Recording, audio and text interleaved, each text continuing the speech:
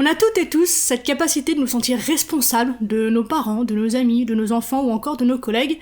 On s'impose un devoir, des obligations et des missions qui nous étouffent et empoisonnent notre existence, alors qu'au fond, personne ne nous a rien demandé.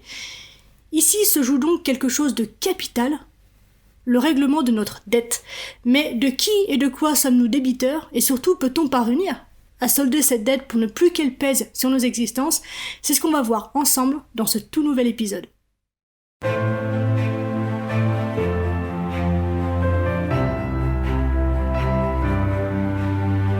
Bienvenue dans Bien avec soi, le podcast créé pour te permettre de faire la lumière sur tes zones d'ombre et donc de connaître, accepter et embrasser qui tu es dans ton entièreté. Ce voyage en toi que je te propose est la promesse de vivre une plénitude émotionnelle ineffable et la liberté absolue d'être qui tu es. Pour cela, je te parle de développement personnel, de coaching, de philosophie, de spiritualité, de résilience, de mindset et aussi de mes apprentissages. Je suis Marie Perron, coach spécialisée dans le shadow work et je suis absolument ravie de partager cette aventure avec toi.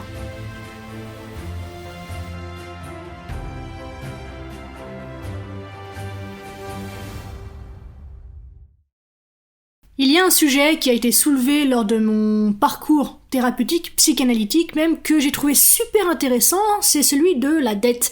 Plus particulièrement la notion de dette symbolique, un concept déterminé par Lacan, et je sais pas si tu en as déjà entendu parler, mais si ce n'est pas le cas, écoute bien jusqu'à la fin parce que ça peut vraiment te libérer d'un poids et d'une responsabilité énorme. En tout cas pour moi, ça a vraiment été déterminant et c'est pour ça que je me réjouis vraiment de partager cette notion avec toi aujourd'hui. Si tu te sens en fait envahi par le poids de tes responsabilités à l'égard des autres, que tu ne sais pas comment t'en sortir, ce qu'on va voir ensemble dans ce nouvel épisode est vraiment super intéressant pour toi et je pense que vraiment tu peux trouver une solution pour te libérer de ce poids-là.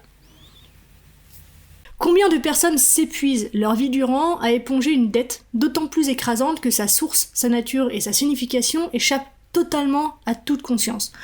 On peut y voir une espèce d'illustration du samsara, c'est-à-dire une répétition interminable et vaine de processus de réparation qui semblent, au lieu de se réduire, s'intensifier avec le temps, comme si chaque nouveau cycle de compensation rendait la dette encore plus aiguë. Une dette donc insolvable à laquelle seule la mort peut mettre un terme. D'ailleurs, c'est peut-être le fondement inconscient de la croyance religieuse, tiens. Mais pour nous, philosophes fervemment engagés dans leur développement personnel, il importe, je crois, de saisir la nature du processus, de le comprendre en entier si nous voulons édifier une liberté à la portée de l'être humain. En quoi consiste cette dette ? C'est d'avoir été adopté, nourri, élevé dans l'ordre de la culture. À la mère, nous devons le nourrissage et au père, la séparation. Ce que je veux dire par séparation, c'est notamment deux choses. La première, c'est que la fonction paternelle incarne la loi, selon laquelle l'enfant doit se séparer de la mère et la mère de l'enfant afin de conduire l'enfant sur le chemin de la subjectivation, ce qui est impossible s'il se maintient dans l'orbe du désir maternel. C'est souvent ce que j'exprime par la phrase suivante, la mère met au monde et le père met dans le monde.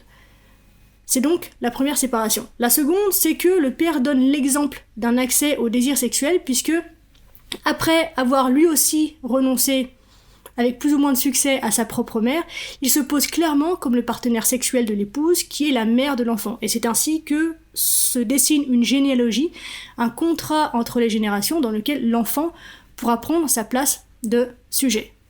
Petite parenthèse ici, j'utilise effectivement un vocabulaire psychanalytique, je sais que ça peut faire peur, je sais que c'est déroutant pour certains ou que c'est même complètement urticant pour certains, mais sors du vocabulaire brut pour entrer dans une forme de symbolique du langage, cher à Lacan, pour comprendre en fait le fond plutôt que la forme. Attache-toi au fond plutôt que la forme parce que je t'assure qu'il y a une vraie clé de libération pour toi dans ce sujet. Je referme ma parenthèse. Une autre notion que je trouve indispensable à l'édiction de cette dette, on la connaît bien celle-là, je pense qu'on l'a toutes et tous bien collée quelque part, c'est la culpabilité. Il y a pour moi 3 formes essentielles de culpabilité, que je trouve en tout cas importante de citer avec toi aujourd'hui. Il y a tout d'abord une culpabilité, j'ai envie de dire, culturelle, qui peut expliquer la racine psychique de cette dette que nous portons toutes et tous. C'est Freud qui avait insisté sur cette notion en faisant appel à la théorie de Charles Darwin, sur la théorie du meurtre mythique du père de la horde primitive par ses fils qu'un désir incestueux animé vis-à-vis de leur mère génétique. Cette hypothèse témoigne de la volonté de donner par un fondement phylogénétique une extension universelle à la culpabilité, d'en faire une expérience immanente à l'existence et au développement de la culture. Le rapport avec nous, c'est la situation oedipienne que nous vivons tous aussi dans notre petite enfance, par laquelle l'individu naissant que nous sommes voit son désir se soumettre à l'interdit de l'inceste et au refoulement originaire qui crée ainsi le langage ou le monde symbolique. En accédant à ce langage, tout être humain se soumet à une culpabilité inconsciente, à cette loi universelle dite oedipienne, donc dans laquelle on devient comptable et redevable de ses principes. C'est la règle de la dette symbolique. Donc, cette horde, par son initiation dans l'ordre symbolique, se soumet à la loi qui y préside, en même temps qu'elle devient désormais coupable de la violence de son avènement. La culpabilité reste donc le prix à payer, la dette dans laquelle s'engage la communauté à la suite de son inscription dans l'ordre de la loi. Et cette inscription, sous certains de ses traits, apparaît sous les formes d'une comptabilité qui nous anime toutes et tous, dont nous sommes tributaires tout le long de notre devenir, ou en tout cas jusqu'à ce qu'on en prenne conscience, et qu'on prenne conscience de ce qui se joue pour nous à travers cette dette. D'ailleurs, encore une fois, je me demande si on ne retrouve pas un peu de ça dans la culpabilité imposée par la religion, cette idée que nous sommes destinés à nous sentir coupables, un sentiment qui se transmettrait un peu de génération en génération. Bref, dis-moi ce que tu penses de ça dans les commentaires. Et donc, ça, c'est pour le côté psychique, originel et culturel. J'espère vraiment que c'est clair pour toi et que tu y trouves de la valeur, même si, encore une fois, je peux comprendre que tu n'aimes pas trop l'approche psychanalytique. Je sais, encore une fois, qu'elle peut être déroutante et qu'elle fait peur, mais je trouve qu'elle offre vraiment une approche très intéressante, et là, on a une approche presque anthropologique, j'ai envie de dire, qui nous fait comprendre, en fait, vraiment la racine, le fondement déjà de cette culpabilité que l'on cherche à apaiser par le règlement d'une dette dont on ne comprend rien et dont on est victime pourtant tous les jours. Et donc voilà, je trouve que cette approche psychanalytique par l'origine de la problématique est super intéressante. Et rassure-toi, je vais te donner la solution pour te débarrasser de cette dette sans que tu aies besoin de faire 15 ans de psychanalyse. Donc reste bien jusqu'à la fin, parce que tu vois, en plus, c'est extrêmement simple une fois qu'on a mis le doigt dessus. Mais avant ça, il y a deux autres formes donc, de culpabilité que j'ai pu observer, que j'aimerais évoquer avec toi.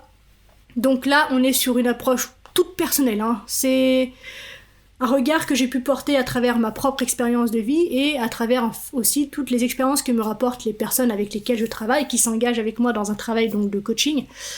C'est cette culpabilité qui laisse penser qu'on est coupable de ne pas être ce qu'on devrait être, qu'on est coupable de boiter quelque part, qu'on est coupable de notre boiterie et qu'on est coupable finalement de ce qui est symptomatique. Et puis il y a cette autre culpabilité attachée au bien qui n'est pas du tout du même ordre. J'ai même envie de dire, d'être un peu peut-être caricatural, que cette culpabilité est attachée au souverain bien, où ce qui fait la culpabilité, c'est au contraire de vouloir exister sans boiter. Donc, d'un côté, on a une culpabilité par laquelle on est coupable de boiter, et puis une autre culpabilité où, au contraire, ce qui rend coupable, c'est de vouloir exister sans ça, sans boiter. C'est-à-dire de vouloir rabattre le désir, parce qu'au fond, c'est ça aussi, ce qui nous fait singulier, ce qui nous est propre, ce qui est unique à chacun d'entre nous. Donc, rabattre le désir sur des formes génériques de soi, sur des comportements standards, sur des normes communes, sur de l'hérité, sur du transmis, sur du reçu, et c'est ça qui rend coupable. Notre dette, donc, se distribue, me semble-t-il, en fonction des 3 formes de culpabilité que je viens d'indiquer, et il est maintenant temps de nous en libérer en commençant par différencier dette imaginaire et dette symbolique. C'est-à-dire qu'une dette symbolique est une dette qui ne se rembourse pas. C'est une dette qui ne se solde pas, qui ne suppose aucun versement au sens d'une rétribution de quelque chose qu'on rendrait. Dans cette idée de rétribution, on peut penser à toute la question des rapports, justement, entre la culpabilité et la notion de sacrifice. La question du sacrifice joue un rôle majeur, selon moi, dans cette dimension, de la façon de venir solder quelque chose de la dette de manière infinie. Cette forme-là c'est payer quelque chose. Donc, une dette symbolique est une dette qui ne se rembourse pas, mais qui se transmet. C'est ce qui fait que la dette symbolique, à la différence de la dette imaginaire, se verse, si je puis dire comme ça, vers l'avant et non pas vers l'arrière. C'est-à-dire que elle ne se rembourse pas. Quand on veut commencer à la rembourser, alors ça veut dire qu'on substitue des dettes imaginaires à la dette symbolique, et que du coup, c'est ce qui fait que ça devient un travail infini. Elle ne se rembourse pas, mais elle se transmet. Elle ne fait pas l'objet d'un paiement qui permet de s'en défaire, mais elle est le lieu d'une responsabilité. Or, ce qui est connu et qui fonctionne, c'est l'épuisement à s'acquitter d'une dette impossible à payer, la façon dont on peut sans cesse substituer des dettes imaginaires à une dette symbolique, et puis payer ce qui ne doit pas être payé, parce que c'est impossible à payer, parce que c'est impayable, parce que ça ne réclame pas d'être payé. Donc, ta libération consiste en cette prise de conscience, cette acceptation simple de n'avoir rien à payer. Elle consiste à ce glissement volontaire et conscient de la dette imaginaire que tu t'imposes à la dette symbolique qui effectivement existe, dont tu peux aisément t'affranchir.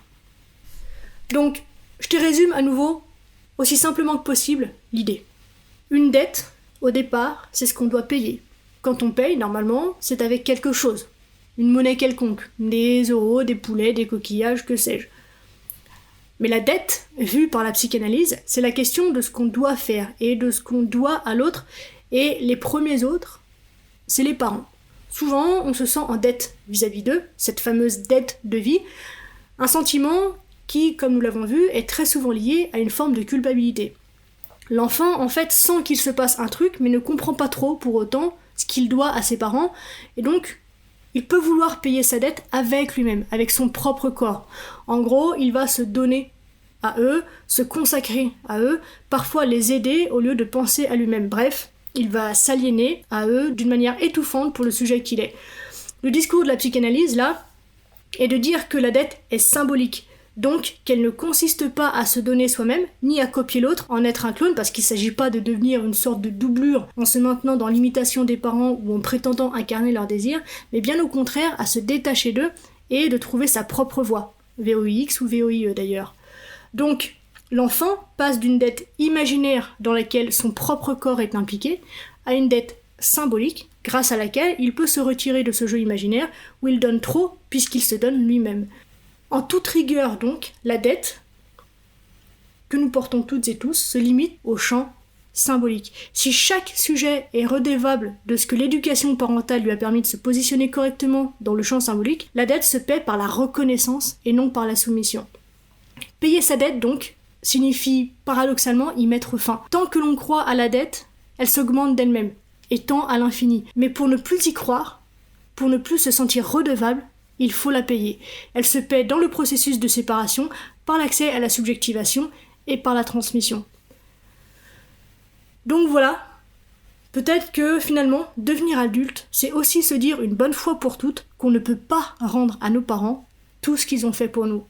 Tout parent, d'ailleurs, devrait savoir, à mon sens, que l'amour qu'il porte à ses enfants est un cadeau désintéressé.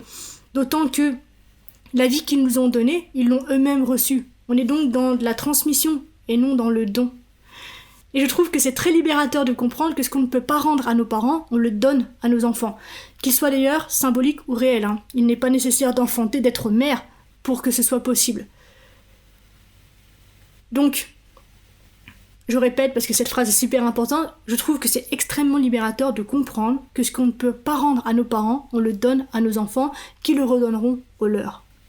Il est là, le règlement de notre dette. Notre devoir n'est donc pas de rendre aux générations passées, mais aux générations futures, à l'avenir. Le règlement de notre dette est donc un investissement pour le futur. On arrive déjà à la fin de cet épisode, merci du fond du cœur de l'avoir écouté jusqu'au bout. J'espère qu'il t'a plu, si c'est le cas, n'hésite pas à me le faire savoir et à m'encourager en mettant 5 étoiles et un commentaire sur ta plateforme d'écoute. Les témoignages et les interactions, ça m'aide simplement à rendre le podcast visible et donc disponible à un plus grand nombre de personnes. Ça ne te coûte rien et c'est vraiment super important pour moi, donc merci infiniment pour ta contribution. Sache que si tu as envie d'aller plus loin sur les notions que j'aborde dans ce podcast, je propose des accompagnements de coaching, donc Si cette voix t'appelle, sens-toi libre de me contacter, t'as tout ce qu'il faut pour ça dans la description, et nous verrons ensemble ce qu'il est possible d'accomplir. Voilà, on se retrouve très vite dans un nouvel épisode. D'ici là, prends soin de toi, sois reconnaissant envers la vie et surtout n'oublie jamais que tu es la personne la plus importante de ta vie et que de ce fait, tu mérites ce qu'il y a de meilleur. Je nous aime, à la revoyure.